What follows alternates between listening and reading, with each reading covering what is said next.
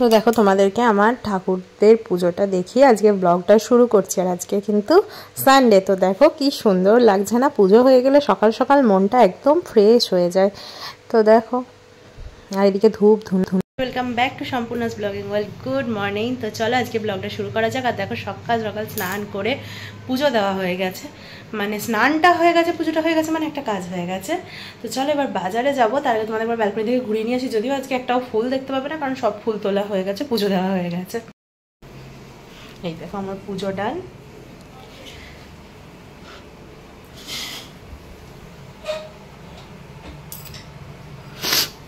আমাদেরকে ব্যালকনিটাও দেখাতে নিয়ে আসলাম। দেখো বেশিরভাগ ফুলই তুলে পুজো দিয়ে দিয়েছি, তবে একটা কাগজ ফুল এখনো গাছে হয়ে রয়েছে। তো দেখো আজকে ওয়েদারটা না এখন বেশ রোদ দিয়েছে। তো দেখো একটু বেরোবো আর ওই মাটন আনতে যাব। তো ওই যে লিফটে চলেও এসেছি, উঠে পড়বো। আর একটু পর আমার কাণ্ড কারখানাটা তোমরা দেখো শুধু। যেহেতু প্রচণ্ড রোদ দিয়েছে, আমি পুরো মাথা টাথা ঢাকা দিয়ে একদম বেরিয়েছি। এত রোদের জোর কি যে বল যাচ্ছি বলো তো, বসে যে আসলে রোদ লাগছে। আমাদের বাড়ি থেকে মানে ফ্ল্যাট থেকে বেশি না, ওই 2-3 মিনিট মতোই লাগে। বাজারে এসে গেছি। আর বাজারে এসে না এই দেখো আমি এই গণেশ ঠাকুরের মন্দিরটা দেখে এত ভালো লাগলো না। গণেশজিকে দেখো বেলায় পুজো করতেও এসেছিলো, তো সেখানে পুজোও দিয়েছিলাম। তো এই যে চলে এসেছি মাটনের দোকানে। লাইন সানডে মানে তো বুঝতেই পারছো কীরকম সানডে সকালে মাটনের দোকানে ভিড়টা হয়। তো ওদিকেও মাটন নিতে নিতে আমি এদিকে চলে এসেছিলাম একটু পেঁপে টেপে।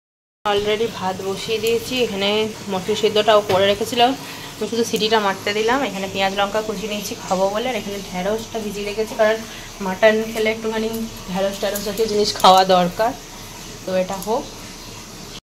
সানডের ব্রেকফাস্ট মুড়ি, চানাচুর, গোটা সিদ্ধ মানে মুসুরি সিদ্ধ, তার সাথে পেঁয়াজ লঙ্কা কুচিয়ে, কলা আর মিঠাই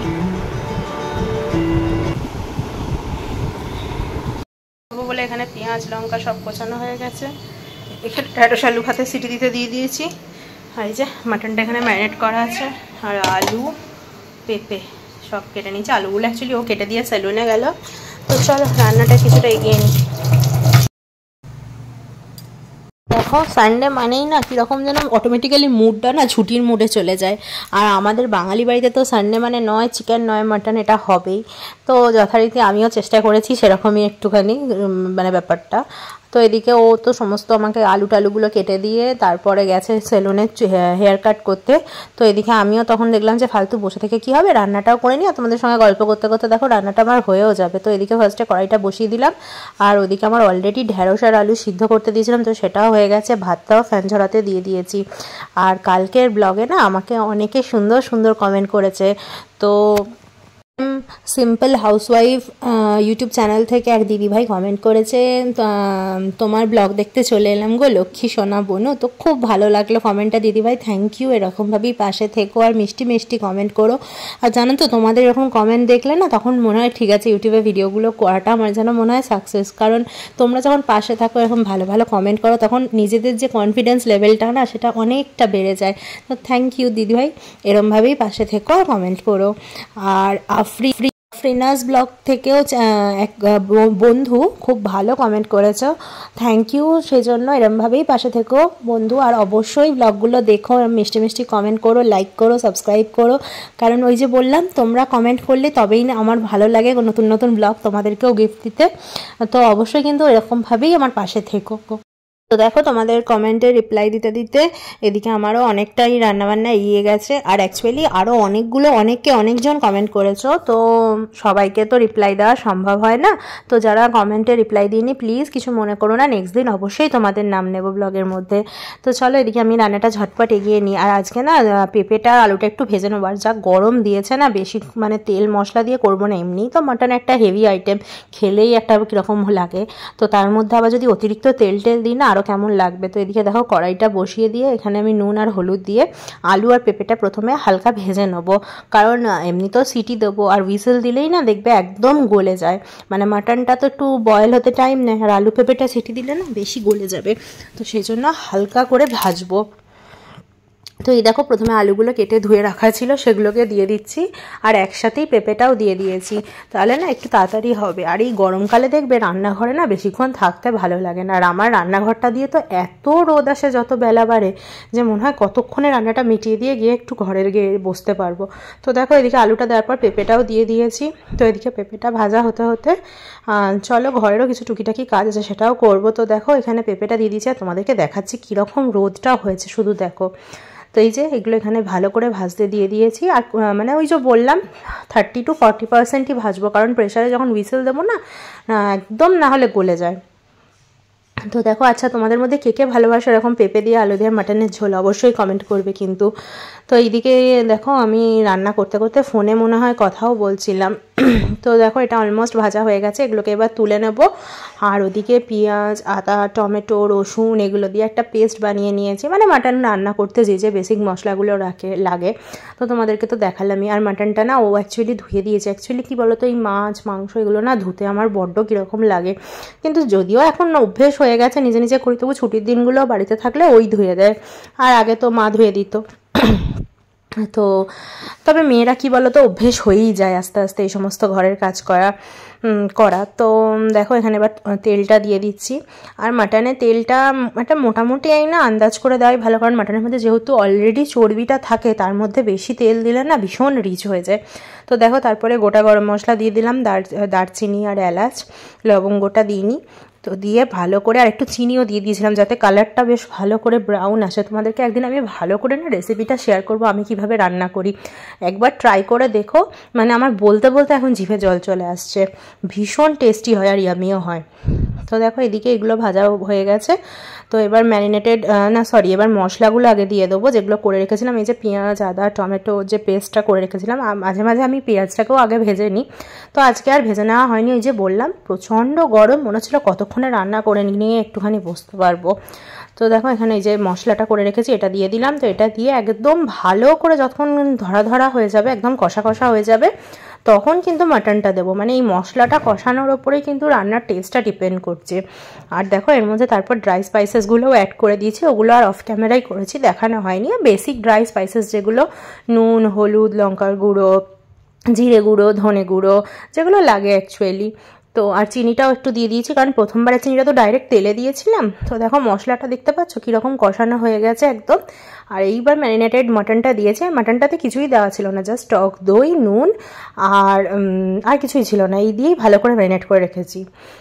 তো দেখো এবার এটা দিয়ে দিলাম, আর দিয়ে এবার এখন জাস্ট কষতে থাকবো। এবং কষতে কষতে যখন পুরো একদম ড্রাই হয়ে যাবে না, তখন এটাতে আমি আলুটা আর পেঁপেটা দেবো, দিয়ে সেটা আর একবার কষবো। তো দেখো এখানে অলমোস্ট আমার কষানো হয়ে গেছে, আর আমি ওয়েট করছি ও কখন হেয়ারটা কাট করে আসবে। তো দেখো দেখছো কীরকম অয়েল রিলিজ করেছে। এই রকম যতক্ষণ না হবে না, এর মধ্যে যদি জল ঢেলে দাও টেস্টটাই পুরো নষ্ট হয়ে যায়। তো একদম একদম ধরে আসে যখন, তখন এটা সবথেকে টেস্টি হয়। আর এমনিতেই আমার মাটন ভীষণ ফেভারিট। তো যাই হোক, আর কীরকম রোদ আসছে দেখো, দেখলেই বুঝতে পারবে ঠিক এই টাইপের রোদ আসে। তো দেখো এটা ফাইনালি দিয়ে একদম সিটি মেরে নিয়েছি। মাঝখানে আর এত গরমের জন্য তোমাদের সঙ্গে শেয়ার করিনি, জাস্ট কালারটা দেখো, দুটো হুইসেল দেওয়ার পর এর কালারটা এসেছে দেখো, মানে মারাত্মক এসেছে। তো এদিকে আমরা আমাদের লাঞ্চ নিয়ে নিচ্ছি ঢ্যাঁড়স আলু ভাতে, মাটনের ঝোল, ভাত আর লেবু, আর তার সঙ্গে মুভি তো চলছেই, সানডে মাস্ট। আর আমরা না সুইগিতে অর্ডার দিয়ে দইও আনিয়েছি, সুইগি না জোম্যাটোতে ঠিক মনে নেই, বাট আনিয়েছি। কারণ কি বলতো, সানডেতে একটু শেষ পাতে ডেজার্ট কিছু না থাকলে ভালো লাগে। আর আমাদের এখানে অধরের যে মিষ্টির দোকান সেটা না একদম বিখ্যাত, তো সেখান থেকেই দই আনিয়েছিলাম। আর তো দেখলেই মুভি চলছে, তো চলো খেয়ে নিই এদিকে। আর খাওয়া দাওয়ার পর দেখো ছাদে চলে এসেছি। আর হট করে জানো তো ওই রকম রোদ ছিল, তো তারপরে কীরকম মেঘ করে গেল দেখো ছাদে। আর আগের দিন যে জামা কাপড়গুলো কেচে মেলে দিয়ে গেছিলাম সেগুলো তো তোলা হয়নি। পাখিগুলো কীরকম উঠছে দেখেছো, এত গাছ আছে না ছাদে আমাদের। তো যেহেতু মেঘ করে গেছে, যদি বৃষ্টি হয় সেই ভয়ে তুলতে চলে এলাম। আর বসেও নি আমি ভাত খেয়ে। আর সত্যি কথা বলতে ও বাড়িতে থাকলে না আমার প্রচণ্ড হেল্প করে দেয় ও। বলে সানডেটা আমারও যেমন ছুটি তেমনি তোমারও তো ছুটির দিনই একটা। তো দেখো আমি নিচে এসে দেখছি গ্যাসটা একদম সুন্দর করে মুছে পরিষ্কার করে দিয়েছে, একদম বার্নারটা পর্যন্ত ধুয়ে দিয়েছে। তো এই ছোটো ছোটো হেল্পগুলো করলে না খুব সুবিধা হয়, কারণ সবসময় একা তো আমিও কন্টিনিউ করে যাই, আমাদের তো আর আলাদা করে ছুটি হয় না। তো যাই হোক, এদিকে দেখো দই টই খেয়ে নিয়ে বিকালবেলা একটা লম্বা ঘুমটুম দিয়ে উঠেছি। আর মুভিটা তো চলছিল, মুভিটাও দেখেছি। তারপরে এদিকে সন্ধে দিয়ে তোমাদেরকে একবার ব্যালকনিতে নিয়ে আসলাম। আর এত সুন্দর ঠান্ডা ঠান্ডা ব্যালকনিতে হাওয়া দিচ্ছে না, কি বলবো। এই দেখো গাছগুলো দেখলেই তোমরা বুঝতে পারবে, পুরো যেন মনে হচ্ছে ঝড় উঠেছে। তো ভীষণ সুন্দর ঠান্ডা হাওয়া দিচ্ছে। তো ওকে বলছিলাম চলো বেরোবো। আর আমার না দুটো গাছ কেনার প্ল্যান আছে। অ্যাকচুয়ালি গন্ধরাজ ফুলের গাছের না আমার বহুদিনের শখ। তো একটুখানি এদিকে ব্ল্যাক কফি করে নিয়েছি। আর যেহেতু হেভি লাঞ্চ হয়েছে সেজন্য জাস্ট কেক আর ছোলা ভাজা আর বাদাম এই খেয়ে আমরা রেডি হয়ে নিয়েছি। আমি ব্ল্যাক টপটা দিয়ে লং স্কার্টটা পরেছি, একটু হাঁটতে যাব, তার সাথে একটু ঘুরঘুরিও করবো। তো দেখো রেডি হয়ে নিয়েছি, কেমন লাগছে। বেরিয়ে পড়েছি দুজনে, সময় না কাটলে যাবো। বললো যে গন্ধরাজ ফুল গাছের চারা কিনে দেবে, তো সেটা কিনতেই আমরা যাচ্ছি।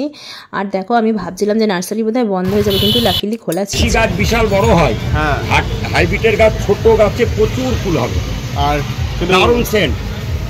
আমরা দুখানা কুড়ি ধরেই রয়েছে।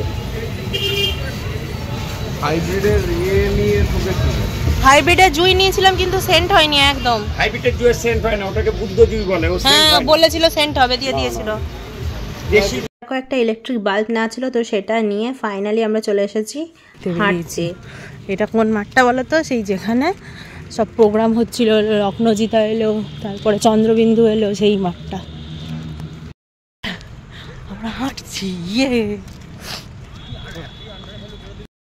দেখো আমাদের রাজবাড়ি চত্বরে আজকে সন্ধ্যাবেলায় ঘুরতে বেরিয়েছি। দেখো কি সুন্দর লাইট দিয়ে সাজিয়েছে। সামনে আমাদের এখানে 12 দোলের মেলা আসছে। কি থেকে কি অবধি চলে বললো? দোল পূর্ণিমা থেকে 12 দোল পর্যন্ত। এই দেখো এটা হচ্ছে রাজবাড়ির গেট। এটা কিছুদিন পর দেখবে কি সুন্দর দেখতে লাগবে। এই দেখো কি সুন্দর সাজিয়েছে, দেখছো? এই 12 দোলের সময় রাজবাড়ি 4 দিন খোলে হতো। যারা রাজবাড়ি দেখতে আসতে ইন্টারেস্টেড তারা অবশ্যই চলে আসবে। এইটা হচ্ছে রাজবাড়ি প্রাচীর। এই দেখো, আর এই পুরো চত্বরটা জুড়ে বসবে বিশাল মেলা, 12 দোলের মেলা। 12 দোলের মেলা।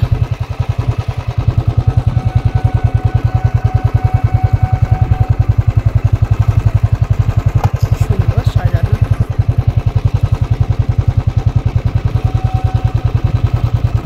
আগে এখানে পাইক, বরকন্দাজ, এই যে প্রত্যেকটা এগুলো এখন ভরাট করে দিয়েছে, বসার জায়গা ছিল। এগুলো গিয়েছে গিয়ে থাকতো, কি বলে সৈন্য থাকতো। কত বড় হ্যাঁ, এটা ঘিরে দিয়েছে গেট করে। এই দেখো এটা হচ্ছে সিংহদ্বার রাজবাড়ির। এই পোর্শনে ঘিরে দিয়েছে।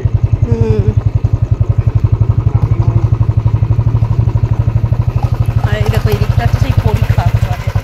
এই সিংহদ্বারে এই যে আমরা যে রাস্তাটা দিয়ে যাচ্ছি, এই রাস্তাটা অ্যাকচুয়ালি এক্সিস্ট করতো না। এটা ব্রিজ ছিল, সেই চেন টানা ব্রিজ। হ্যাঁ, পুলিশ সিস্টেম। এইটাও ঘিরে নিয়েছে, এটাও হচ্ছে দেবত্ব সম্পত্তি। তো দেখো ফাইনালি বাড়ি চলে এসেছি। আর আজকে ব্লগটা এখানেই এন্ড করছি। ব্লগটা ভালো লাগে চ্যানেলটা প্লিজ লাইক শেয়ার সাবস্ক্রাইব করো আর কমেন্ট করো। দেখাবে নতুন একটা